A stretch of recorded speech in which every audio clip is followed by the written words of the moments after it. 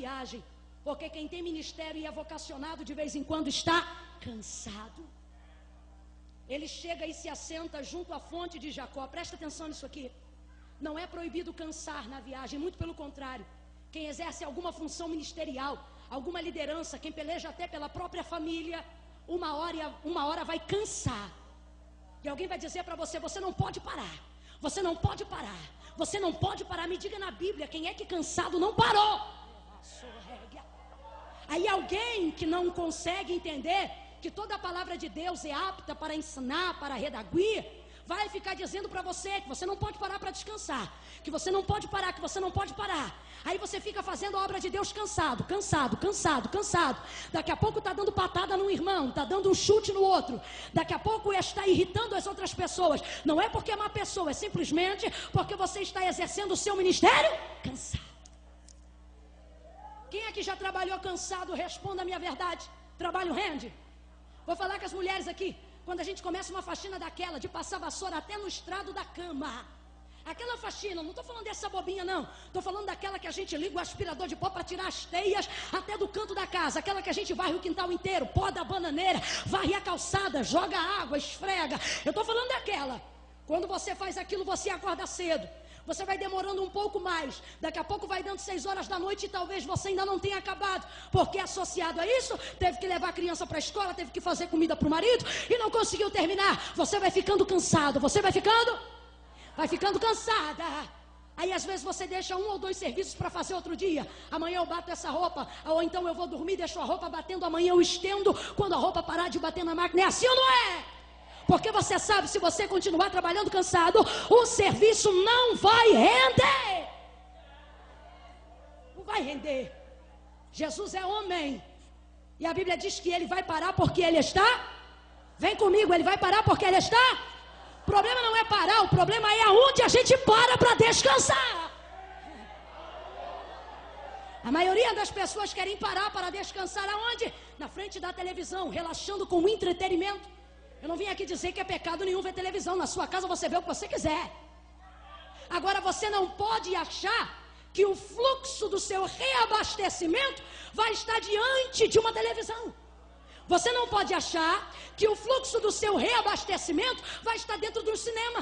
Você não pode achar que o fluxo do seu reabastecimento vai estar em bater perna o dia inteiro no shopping para estourar limite de cartão de crédito. Por quê? Porque isso é exatamente o que eu disse. É entretenimento, não é abastecimento. Entretenimento vem para gastar e não para abastecer. Aí por que muita gente que no meio da caminhada começa a paralisar, paralisa o ministério, paralisa o canto, paralisa a ministração, e quem está de fora vai dizer: tá vendo? Ele caiu porque parou, ela caiu porque parou, ele não prega mais porque parou, o outro pecou porque parou. Errado.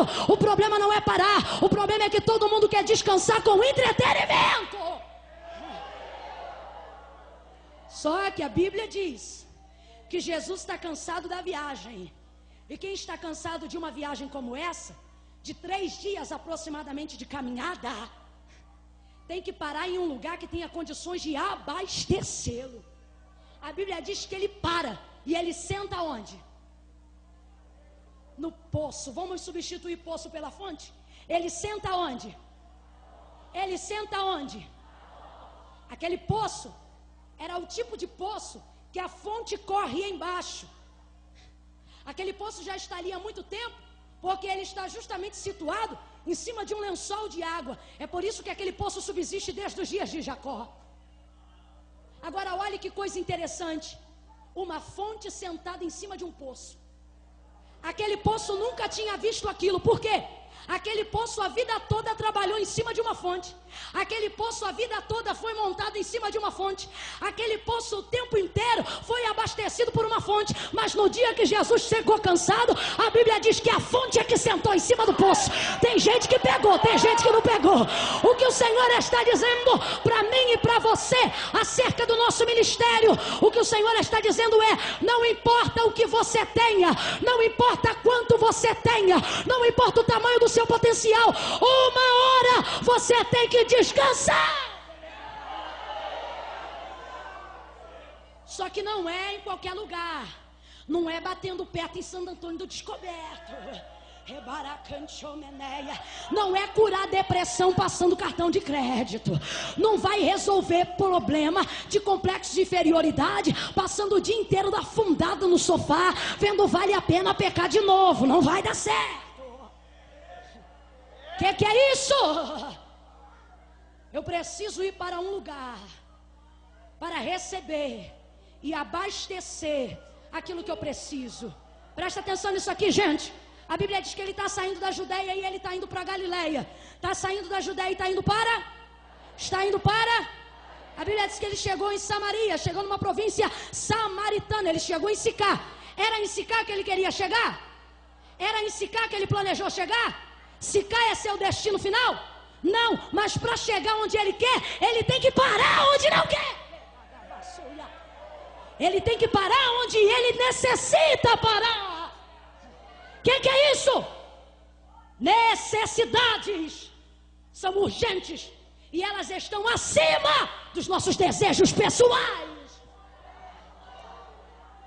Ele chega, senta sobre o poço, por volta da hora sexta, alto do meio-dia. Por que ele chega lá nessa hora?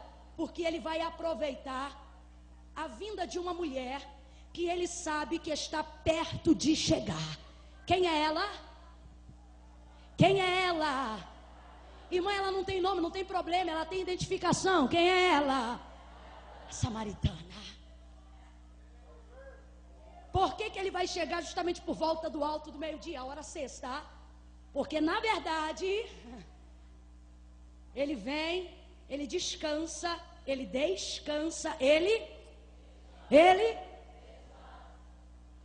quando você está dentro do centro do querer da vontade de Deus, você tem tempo para tudo, até para descansar. Enquanto ele descansa, ela vai chegando. Por quê?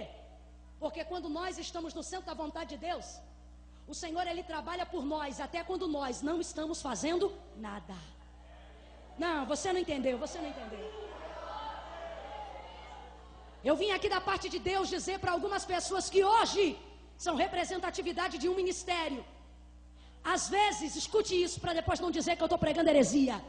Às vezes, tudo que você tem que fazer para alguma coisa dar certo é entender que às vezes você não tem que fazer nada. É um desespero do inferno, vou falar. Não, porque eu tenho que fazer isso, porque eu tenho que fazer aquilo, porque se eu não entrar, ninguém entra. Se eu não resolver o problema da cantina, ninguém resolve. Se eu não resolver o uniforme, ninguém resolve. Se eu não limpar a igreja, ninguém limpa. Se eu não visitar a irmã, ninguém visita. Se eu não for hospitalar, daqui a pouco você morre. Caiu. E você acha que depois que você morrer, a obra vai parar? Não, não vai parar, porque Deus tem seus remanescentes. Aí sabe o que me chateia? Depois que está morto, ou então todo caquético, arrebentado antes da morte, ainda pega o microfone num culto cheio para dizer: eu estou assim porque a obra me deixou assim. Obra de Deus não mata. Você está assim porque achou que era autossuficiente. Você está assim porque não delegou função. Você está assim porque achou que a obra de Deus era por mérito. Deus tem equilíbrio, Deus tem descanso, Deus tem providência, Deus tem refrigério, Deus tem cura, Deus tem renovo, Deus tem inteligência.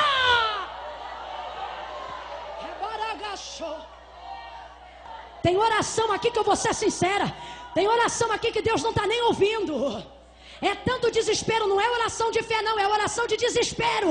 Senhor, porque faz isso? De manhã pede a mesma coisa, de tarde dobra o joelho e pede a mesma coisa, à noite dobra o joelho e pede a mesma coisa. Eu acharia lindo se fosse fé, mas não é fé, é desespero. É desespero, desespero, desespero. Aí chega em casa, briga com o marido, bate no filho, fala, tá irada, tá revoltada, estressada. Irmã, porque eu falo, ninguém me ouve, porque eu digo, ninguém me escuta, porque eu ensino, ninguém aprende. E o Senhor está dizendo: você está se achando muito, começa a sentar nesse poço que eu vou te ensinar como é que se faz, minha filha.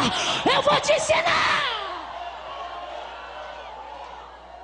Ele senta.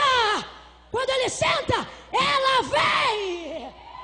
Se eu fosse você, eu pegava na mão de alguém e dizia: senta, senta, senta e deixa Deus trabalhar. Senta e aprende como é que se faz. Eu não estou dizendo o que você precisa. Por quê? Porque o que eu preciso eu não preciso pedir.